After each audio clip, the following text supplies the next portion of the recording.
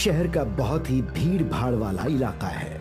यहाँ एक lottery stall है जहाँ रोज कई लोग लॉटरी टिकट्स खरीदते हैं। ये अरविंद है। रोज अपने किस्मत चमकाने की आशा से ये लॉटरी खरीदता है। हे भगवान, आज तो मुझे लॉटरी लगा दे प्लीज प्लीज। ये लॉटरी ट्राई करो, अभी नई नई आई है और इसका प्राइस अमाउंट तो 5 करोड़ रुपए है। सोचो जरा। 5 करोड़? अरे बाप रे, लाओ भाई वही लॉटरी दे दो मुझे। लग गई तो मेरी तो किस्मत बदल जाएगी और मैं रातों रात आसमान छू लूंगा। अरविंद ने वो लॉटरी खरीद ली और वो वहां से निकल गया। अरविंद रास्ते भर सोचता रहा कि अगर उसे 5 करोड़ की लॉटरी मिलेगी तो वो क्या करेगा। मेरी तो किस्मत बदल जाएगी। मैं एक बहुत बड़े बंगले में रहूंगा और बहुत ही आलीशान गाड़ी में घूमूंगा। मेरे आसपास नौकर चाकर होंगे और भी बहुत कुछ होगा। अरविंद अपने घर पहुंचा और उसने वो टिकट अपनी माँ को दे दिया। माँ, ये संभाल कर रखना, शायद इस लॉटरी से हमारी जिंदगी बदल जाएगी। तू और तेरी लॉटरी की आदत, आज तक तुझे कोई लॉटरी लगी है? लेकिन माँ, मुझे लगता है ये लॉटरी मुझे जरूर लगेगी। इस बार मेरी किस्मत बदलने वाली है माँ। ये बात तू कई बार बोल चुका है। खैर, मैं तो इसे रख देती हूँ, बिल्कुल संभाल कर। अगली शाम लगभग 7 बजे अरविंद के फोन पर कॉल आया। आवाज किसी लड़की की थी, पर अरविंद को थोड़ी पता था कि वो एक चुड़ैल थी। हेलो जी, आपने कल एक लॉटरी की टिकट खरीदी थी क्या? आप उसका नंबर कंफर्म कर सकते हैं? जी जी माँ, वो लॉटरी का टिकट दो। ये ले। नंबर है 292126। ओह ग्रेट, कॉन्ग्रेचुलेशंस, आप जीत चुके हैं 5 करोड़ रुपए। क्या माँ, मैं लॉटरी जीत गया, वो भी 5 करोड़ रुपए की? क्या? सर प्लीज आज ही हमारे ऑफिस में आकर सारी फॉर्मेलिटीज पूरी कर दीजिए और जल्द ही आपकी जीती हुई रकम आपके खाते में ट्रांसफर कर दी जाएगी। मैं आज ही आता हूँ, आप अपना एड्रेस दीजिए। एड्रेस है टेरेस ऑफिस, सन हाइट्स, गोविंद नगर। ठीक है, मैं पहुँचता हूँ। चुड़ैल ने फोन कट कर दिया। अरविंद बहुत खुश था। माँ, मैंने कहा था ना कि इस बार मैं लॉटरी जरूर जीतूंगा। हाँ, शायद भगवान भी यही चाहते थे कि हमारी परिस्थिति बदल जाए। क्या कहा उस लॉटरी कंपनी वालों ने? कहा है कि ऑफिस आकर लॉटरी टिकट और डॉक्यूमेंट्स जमा करने होंगे। वो लोग जल्द ही जल्द पैसे ट्रांसफर कर देंगे। अच्छा है। माँ, अभी जाता हूँ उनके ऑफिस। ठीक है बेटा। कुछ ही देर में अरविंद उस एड्रेस पे पहुंचा तो देखा कि वो बिल्डिंग तो अंडर कंस्ट्रक्शन थी।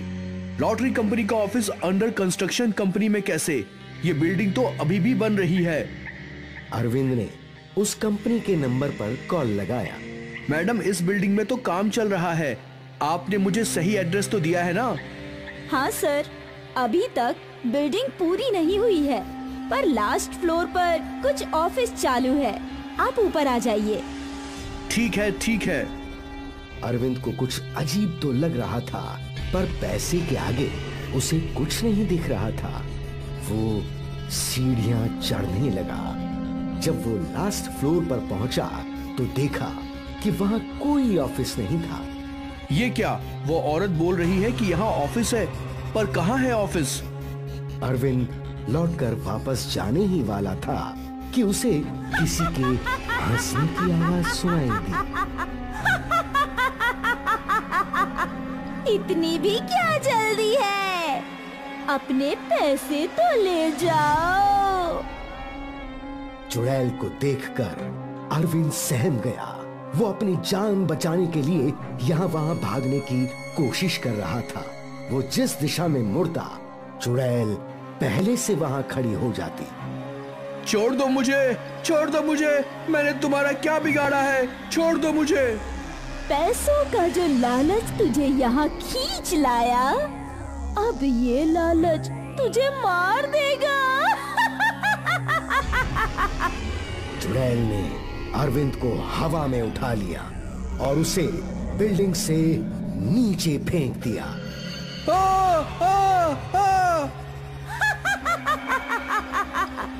अरविंद के मरते ही उसकी मां को एक मैसेज आया कि उनके बैंक अकाउंट में 5 करोड़ रुपए जमा हो गए। वो ये मैसेज देखकर बहुत खुश हुई, पर रात को जब अरविंद की लाश घर पहुंची तो उनकी जिंदगी तबाह हो गई। वो अपने आप को संभाल नहीं पाए। हाय मेरा बेटा, हे भगवान, मुझे मेरा बेटा लौटा दो। मैं इन पैसों का क्या करूंगी? जब मेरा बेटा ही जिंदा नहीं है तो इन पैसों का क्या करूं? अरविंद तो लॉटरी वाली चुड़ैल का शिकार बन चुका था। अब चुड़ैल अगला शिकार ढूंढ रही थी। अगले दिन उसी लॉटरी की स्टॉल पे महेश आया। उसने भी वही लॉटरी का टिकट खरीदा। शाम के समय महेश को भी चुड़ैल ने कॉल किया और अपना एड्रेस दिया। महेश भी उस अंडर कंस्ट्रक्शन बिल्डिंग में पहुंचा। चुड़ैल ने उसे भी टेरेस पे आने को बोला। चुड़ैल को देखकर महेश डर से कांपने लगा। उसे समझ नहीं आ रहा था कि वो क्या करे। जय हनुमान ज्ञान गुण सागर, जय कपीस तिहु लोक उजागर, रामदूत अतुलित बल धामा। महेश हनुमान चालीसा पढ़ने लगा। अब तो हनुमान जी भी तेरी रक्षा नहीं करेंगे लालची। महेश वहां से भागने की कोशिश कर रहा था, पर हड़बड़ी में उसका पैर फिसला और सीधा जमीन पर गिर गया। उससे उसकी मौत हो गई। एक और लालची मर गया। महेश की पत्नी के अकाउंट में 5 करोड़ रुपए आ गए, पर उसके भी घर उसके पति की लाश आई।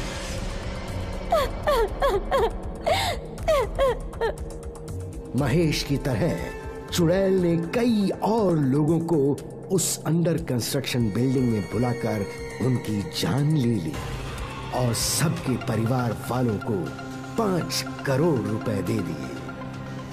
फिर एक दिन योगेश ने भी उसी लॉटरी स्टॉल से टिकट खरीदा। चुड़ैल ने उसे कॉल किया और एड्रेस बताया। अब मेरा बदला पूरा होगा। योगेश, तू मेरा अंतिम शिकार होगा। तेरी वजह से मेरी जिंदगी बर्बाद हो गई थी। मैं तुझे नहीं छोड़ूंगी, हरगिज नहीं छोड़ूंगी। तेरी मौत से ही मेरा बदला पूरा होगा। जैसे ही योगेश उस अंडर कंस्ट्रक्शन बिल्डिंग में पहुंचा तो वो असमंजस में फंस गया। ये कोई ऑफिस नहीं हो सकता। योगेश वहां से निकल ही रहा था कि अचानक उसे एक जानी पहचानी आवाज सुनाई। योगेश, योगेश, योगेश। कविता, तुम कहाँ हो? मुझे तुम दिखाई नहीं दे रही। चुड़ैल योगेश के सामने आ गई। क्योंकि मैं चुड़ैल बन चुकी हूँ। क्या? अब ये मगरमच्छ के आंसू दिखाने का क्या फायदा? याद है वो दिन? उस दिन मैं तुमसे शादी करने के लिए अपने घर परिवार को छोड़कर आई थी और तुम मेरे गहनों का बैग लेकर भाग गए। हाँ, मुझसे गलती हो गई, मुझे माफ कर दो। माफ कर दूं? मेरे पास कुछ भी नहीं बचा था। मैं तुम्हें ढूंढ रही थी। उस दिन तुम्हें ढूंढते ढूंढते मैं इस बिल्डिंग में पहुंची तो कुछ गुंडों ने मेरी इज्जत लूट ली। मुझे यही मार दिया।